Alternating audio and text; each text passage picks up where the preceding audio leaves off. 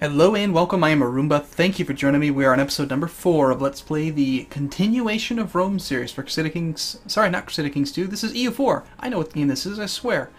So, this is actually take 2 for this playthrough. I actually got this episode 4 recorded for the most part, all the way to like 20 minutes in, and then unfortunately I was met with the blue screen of death, and I had to scrap it.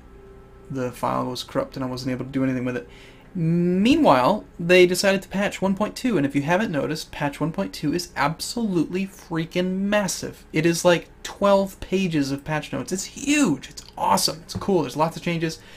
That being said, there are lots of problems right now with mods. So update your mods. If you play with mods, they're going to cause all kinds of problems. The 2 mods that I was playing with were bigger diplomacy view and bigger tooltip fonts.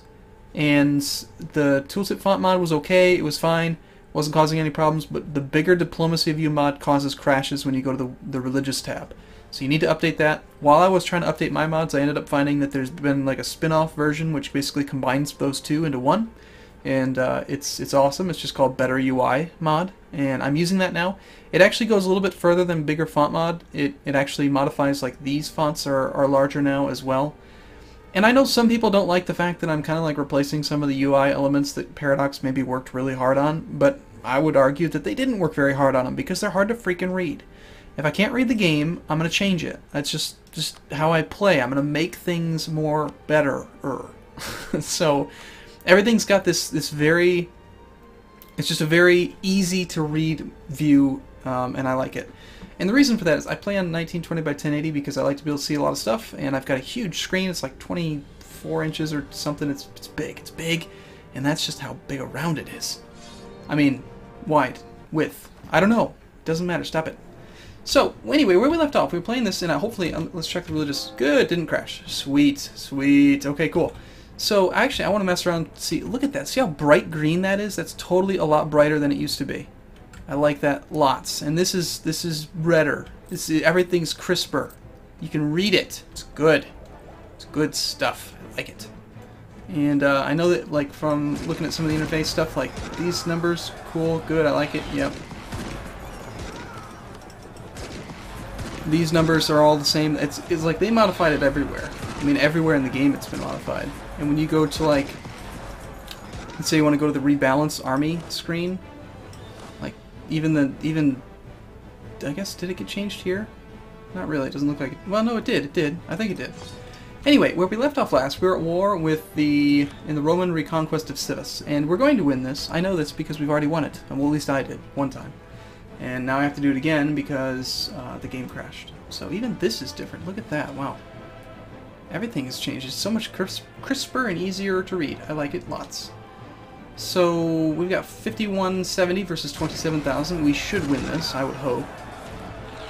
And right, so there's been a huge patch. We need to talk about that. This patch is just absolutely massive. There's been tons and tons of changes, and I'm not gonna try to like go over everything right now. We're just gonna keep playing. But suffice to say, they've really done a lot of work. They've rebalanced all kinds of stuff. Personal unions got nerfed. Even vassalization got nerfed. You can no longer sell provinces to your vassals to just artificially grow them. If they haven't cored the province by the time you absorb it into your nation, then you don't get a core. Coring itself has actually been buffed. You're actually able to core faster if you're a larger realm. And coring can't take more than 20 years now. So there's just lots of miscellaneous changes. One of the things that I have to just get on my soapbox here for a moment and say that Paradox Interactive, they are a company that you should support. They are a company that when they come out with a DLC, don't get upset with them. They are an amazing company that follows up on their business, and they keep games updated. Crusader Kings 2 has been out for over a year. They still update it all the time. Yes, there's DLC. Yes, they charge a couple bucks here and there, but that's, I mean, think about it like this. I guess I gotta tell you how great they are. And they haven't told me to say this. Like, I'm not part of their PR team or anything, though I wish I were. I wish they'd hire me. Paradox, hire me. I'll work for you. I'll do stuff for you. I'll make UI mods. Or at least I'll promote them. But no, they haven't talked to me at all. But the thing is that, like, I've made this comparison before when I was talking about Crusader Kings 2. I played World of Warcraft for like 5 years, and that game was $15 a month. And sure, they put out a big, huge upgrade every year or two, but they charge you $60 for it. How much has every single major patch for EU4 or Crusader Kings 2 cost you? Nothing. Patch 1.2, free. Doesn't cost you a penny. If you want the cosmetic DLC to support the company, you can get it. If you just want to play the game without giving them an extra penny beyond the purchase price, then you don't have to. DLC is at least with Paradox, is optional. So, anyway, I love the company. I think they're amazing, and I just wanted to say that. So, anyway, let's see where we're at. So we need to play this game. The Holy Roman Empire, right? Look at that. Even that's brighter green. Everything's brighter green. I like it. Now, we need to get Germany on board. In the previous playthrough, where I actually had already won the war, they were already supporting me, so I don't remember what I did to get them there. I think I just kept improving relations with them. I don't really remember. Roman attitude towards Germany. Human. Their attitude towards Germany is entirely up to them. Oh. That's interesting. Germany views them as a natural ally. Okay, so that didn't change, but it's calling me a human now. That's funny. Right, so we are what? What do we to you? Are we already allies? Yes, we're already allies. We're already in a royal marriage. We're all the same religion. We can offer them military access. We can do that. They'll accept. Doesn't really do anything, cost me anything in any way, and just gives us +10 opinion with them. Should it not? Yeah, they allowed us military access, another +10. Luxembourg has decided to break their alliance with us. You assholes. In order to further our goals, we have decided that the troops of Germany should be allowed. Yes, okay. Wait, what? Did I just read the last sentence and we hope they all perish in something? That's great. Alright, what else can we do to make Germany like us? Because the more Germany likes us, there we go. See, now they're positive. Right, so Germany gives us 234. And so they vote us for the next emperor. All it took was just 10 more points, and now they vote us as the dude. Yes, it's good. Okay, cool. Right, so how did I win this war? How do we win this war? So yeah, they rebalanced a lot of the war type stuff too, and pieces and all that stuff. It's crazy. I don't even know how to respond to it. I just need to start playing. Okay, have we taken this yet? We have not. We need to sit there on that for a while longer. I remember... I just need to stop trying to remember and just start playing again. Well, I did try to go blockade stuff, but it's not really necessary. We'll just leave those. They actually have a fleet over there. That's right. We're going to take half the galleys and send them over there because I know they have a fleet. That's kind of cheating because I know I can see the future. But I know what they have. Great Moravia has entered an alliance with our enemy. Holstein has entered a military alliance with our enemy. Saxony, Algarve, and the Mahamudis. Okay. France is requesting military access from us. Accepting will allow them to move. That's interesting. Oh, and they also added a whole bunch of pop-up type stuff you can modify now. Like tons of things got added. This game is so much better now. It really is. France, I guess so. I guess there's probably some reason they want it, like they're trying to kill some dudes or something. I don't know. Oh, I see. Yeah, that's probably what it is. They're trying to get their men back across. I remember reading about that in the patch notes. It said that they're now much more aggressive at asking for military access in order to recover like troops that are in distant lands. Like he wants to do something with that army most likely, and he can't get it over there without votes. Something like that. So, right, okay. Combine these guys. We're sending all you guys to Saxony, or Sivas rather, to just join up. You guys are going there.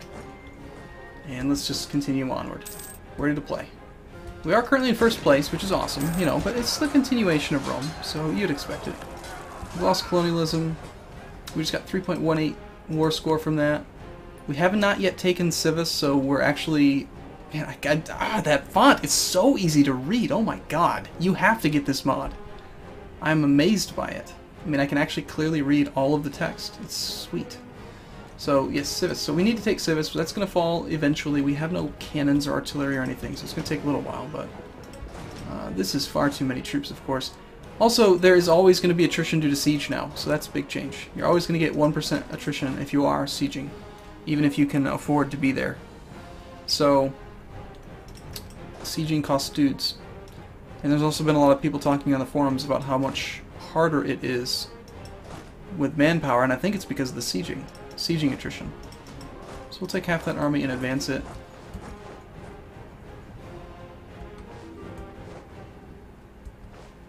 How come it won't tell me where you're shattered retreating to? That's interesting. It used to say where they're shattered retreating to, now it's not. Luxembourg offers an alliance. Didn't they just break their alliance with me? I don't know what your deal is, dude. And somebody also mentioned in comments, it was a great comment, I think, that I should probably just collect from trade here instead of transferring trade power. Since I basically have almost 100% of the trade power in this node, it might make sense to just do that. They also nerfed some of the exported trade stuff. There was a forum post where some guy was getting like 8,000 gold a month because he had like 7 merchants and he was forwarding money all over the coast, and he was just not, you know, exponential growth on the number. Yeah, we're only increasing outgoing value by 5%. That got nerfed like crazy. Let's see what these other numbers... It used to be 20% for the first person. Now it is what? 5, 2.5, 1.6, 1. It's really, really brutally nerfed. If the merchant still provides 10% bonus to collection... Where's my merchant? Do I have any merchants that are collecting? I don't think I do. Missionaries, merchants. Transferring and transferring. Let's see. If that's the case, like if they made it so it's only a 5% bonus going out, it makes more sense to just collect and then get a 10% bonus. So let's recall him. He'll be back in 24 days. Hopefully I remember. I might forget. It's really interesting that you can't see where they're going anymore. Go to diplomat. Okay. Yes. 5% war score. That's good. We're gonna win this one soon. Merchant back yet? Not quite. Getting there. And he's back. We've gained the colonialism, cast a spell against the Hashemids. We must take a colony. Alright, so we're going to collect from trade with that dude and see what happens. Right now we are transporting wealth forward. I don't know if they really thought this through. Perhaps they did. You know what? I really don't need to leave all of that many men there. Let's just have... This makes sense. We'll just detach small regiments to siege and then have the rest on our own land where we don't have to suffer. Although he is attacking here. I don't like that.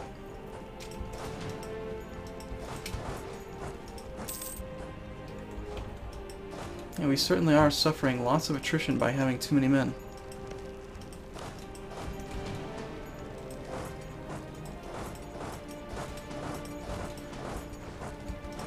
We can hold 26 here, so that's good enough, close enough. And hopefully these guys don't take too long. Another 0.48 war score for winning that one. That's good. We didn't even need the reinforcements. But what was I looking for? The merchant, right? Merchant. Do we still get 10%? Yeah, merchant present plus 10%. So, okay, that really changes the way that you play the way that you use your merchants. If it's only 5% to try to steer it, unless you have like fantastic naval tradition really boosting your ability to steer or something, I still think it would make more sense to collect from trade whenever possible. So we want to collect from there. Our capital is still in the Genoa trade node, so we're collecting from here. We've got a fair bit of trade power, 83. I'd like to, you know, I should probably embargo France just to piss them off. And then this trade node, how are we doing here? We actually have quite a bit of trade power here as well. I wonder if maybe I should still collect. Collecting from trade, not in capital, is a pretty big penalty, but instead only 2.6 gold is going out, and then over to this node where we're collecting 51% of the trade power. Actually, we're causing it to be retained, but we have a total... Yeah, still have 51%. So we're getting half of what we forward. Can we get more than half just by collecting from here? I don't know. Probably not. Not going to worry about it this time. Alright, so... Okay. We're at 4%. Gotta mind my blockades. I think he's got some boats in Tlemcen. I think that's where it was. What do you got? Are they in there? No, they're not. Okay, let's move forward then. Now, I don't actually want to send out the entire fleet, because we actually can't... We can't even go to the Straits of Gibraltar. See that 159? The red 159? We're outside of our sea zone, so we'll actually take attrition there. We won't take any here. So we'll leave the majority here. Let's send out a single galley to scout. Hopefully it doesn't get blown up. It might. And eventually, that siege should happen. We're building tons of ships we're about to finish over the next couple days. Alright, so we got all our new ships. Let's grab them up and send them somewhere to join in the ranks of patrollers. This ship was doing what? It's a damaged bark. Well, we'll send it there and then I'll detach. Now we'll send it here. We got full maintenance, right? And you know what? Something I forgot to mention is that, yeah, so like here's some of the other changes, like war taxes. It no longer causes an increase in your overextension, or sorry, war exhaustion. War taxes also, it just costs military power and lowers your taxes, so it's just like good to do. I generally find that you, wow, why am I allowed to have more than 999? Is it because I'm Eastern Tech? Probably. So yeah, I mean, it just lowers maintenance modifiers, so you should pretty much do it when you're at war. It's good. So we'll do that. The other thing is that inflation you can now reduce by default. You don't have to have the idea group to be able to unlock it. Although they've really increased the amount of inflation generation you get from doing things like, if you try to take money from somebody, like let's just look at the Abdulids for example, if we were to end war with them, notice how when we take this money, we're going to gain inflation for taking gold as part of the war score. So you can't really abuse the natives as much as you used to. You'll take tons of inflation for doing it. I mean, you still can, it's just there's a penalty now. And then also you get double now inflation as before from gold mines. And they've also tweaked some of the tariff numbers. I don't think I have any tariffs that I can look at. We'll have to look at that in another playthrough, but I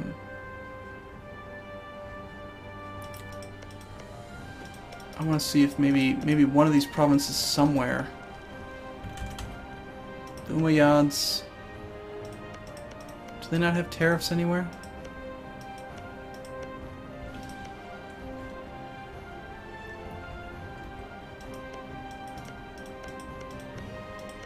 No, I don't think we're going to see any tariffs for a while, until somebody actually has colonies that I can look at from far away. But I know that it got modified, so that's all that really matters. I'm not sure how yet, but we'll see. Okay. Alright, well not too much got done this video, but I'm going to take a break here.